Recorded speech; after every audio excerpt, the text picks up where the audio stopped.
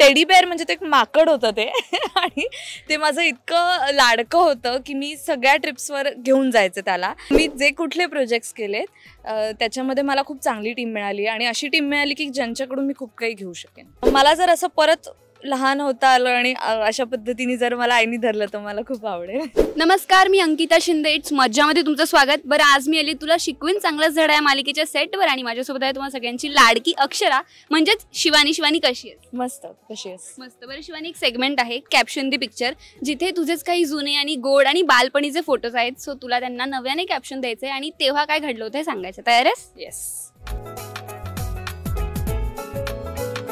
बरं, पहिलाच फोटो आहे आणि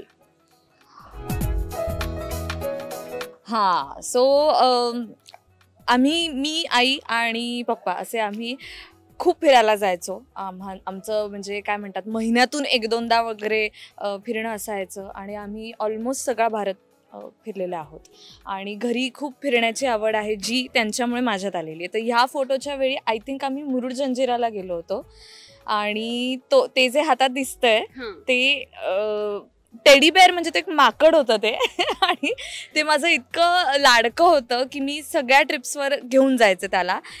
आणि हे जे आईचं स्वेटर आहे आईने घातलंय हे अजूनही मी वापरते. तुझं महाराष्ट्रातलं आवडतं ठिकाण कोणतं? कारण तू म्हणालीस की जवळपास बरंच फिरला तू. तशी एक नाही, अनेक ठिकाणं आहेत, पण मला गुहागर स्पेशली खूप खूप खूप जास्त आवडतं. बरं, नेक्स्ट फोटो आहे आणि हा फॅमिली फोटो आहे. हो, आता ह्या फोटोची मला तर काही आठवण नाही कारण मी अगदीच बाळ आहे. पण कॅप्शन काय देशील? कॅप्शन काय देशील? मला जर असं परत लहान होता आलं आणि अशा पद्धतीने जर मला आईनी धरलं तर मला खूप आवडेल. आणि ही प्रत्येकाचीच इच्छा असेल. बरं, नेक्स्ट आहे हा. मी आणि विराजस आम्ही गोव्याला गेलो होतो पहिल्यांदा एकत्र. लग्नानंतर लग्न झालं आणि त्याच महिन्यात मंथेंडला आम्ही मे महिन्यामध्ये म्हणजे गोव्याला गेलो होतो, तेव्हाचा फोटो आहे हा. जवळपास 2 वर्ष होतील. हो, 2 वर्ष होतील. आणि नेक्स्ट आहे हा, आणि याला कॅप्शन पण द्यायचं, आठवण पण सांगायचं.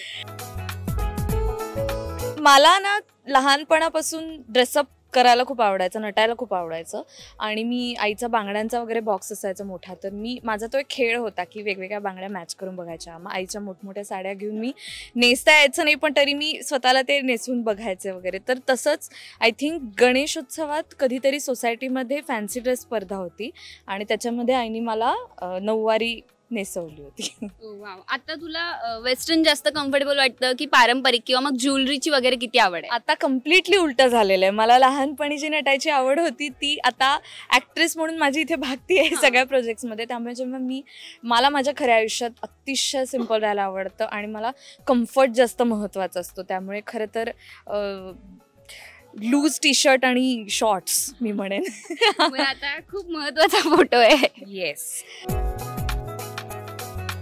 हे मी असंच, मला एक दिवस सुट्टी मिळाली होती शूटिंगमधून आणि मी पुण्याला गेले होते आणि आम्ही कॅम्पमध्ये सगळेजण जेवायला गेलो होतो, आईस्क्रीम खायला गेलो होतो, तेव्हाचा फोटो आहे हा. याला कॅप्शन काय देईल शिवानी? कारण सासरची आणि माहेरची फॅमिली इज एव्हरीथिंग. बरं, नेक्स्ट आहे हा. ही माझी बहीण आहे, उन्मनी मावस बहीण आहे माझी सख्खी आणि तेव्हा ती माझ्यापेक्षा 1 वर्षांनी लहान आहे आणि अत्यंत माझी लाडकी बहीण होती ती आणि माझी लाडकी मावशी, तिची मुलगी मीरा मावशी. तर लहानपणी कधीही खरेदीला जर मी गेले असेल, मी आणि आई, तर आम्ही तिच्यासाठी सेम तसाच फ्रॉक घ्यायचो किंवा ती गेली असेल तर माझ्यासाठी सेम तसा ड्रेस. आणि असं आम्ही काही वर्ष करायचो की नाही, हा ड्रेस मला घेतला म्हणजे सेम टू सेम तिला घेतलाच पाहिजे.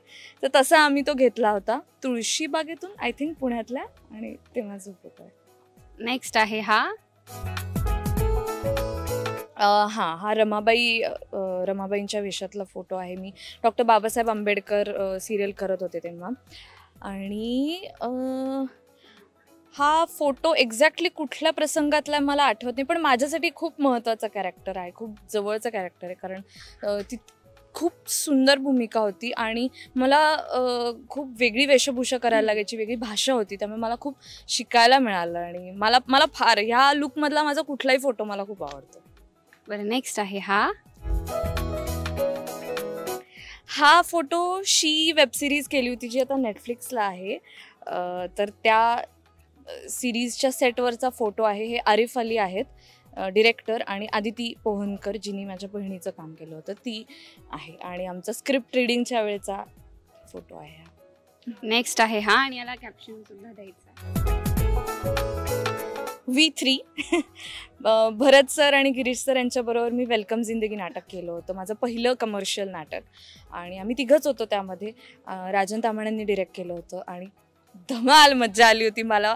माझ्या पहिल्या कमर्शियल नाटकाचा इतका सुंदर अनुभव आहे मला, आणि तो ह्यांच्यामुळे आहे. इतकं काही मला पहिल्याच नाटकात शिकायला मिळालं. तर त्यामुळे हे पहिलं फोटोशूट आमचं तेजसनी केलं होतं नेरूरकरने. तू ब्लेस्ड आहेस असं वाटतं, कारण फार छान प्रोजेक्ट्स आणि चांगले कलाकार तुला. हो, डेफिनेटली हे नक्कीच आहे की. पण हो, मी जे कुठले प्रोजेक्ट्स केलेत त्याच्यामध्ये मला खूप चांगली टीम मिळाली, आणि अशी टीम मिळाली की ज्यांच्याकडून मी खूप काही घेऊ शकेन. बरं, आता एक लास्ट फोटो आहे आणि तो स्पेशल आहे तुझ्यासाठी.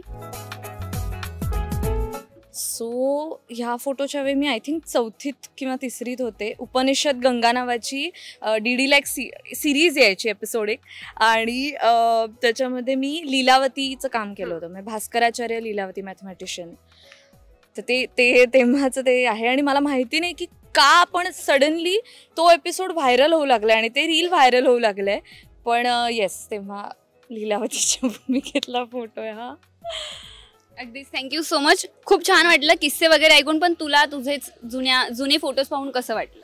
खूप छान वाटलं मला नेहमी आवडतं. मला कधी असं थोडं डाऊन वाटत असेल किंवा सॅड वाटत असेल तर मी माझे लहानपणीचे फोटोज बघते. मला खूप छान वाटतं. So thank you so much. Thank you. Marathi चित्रपटसृष्टीतील लेटेस्ट अपडेट्स आणि गॉसिपसाठी आमच्या चॅनेलला सबस्क्राईब करा आणि बेल ऐकन दाबायला विसरू नका.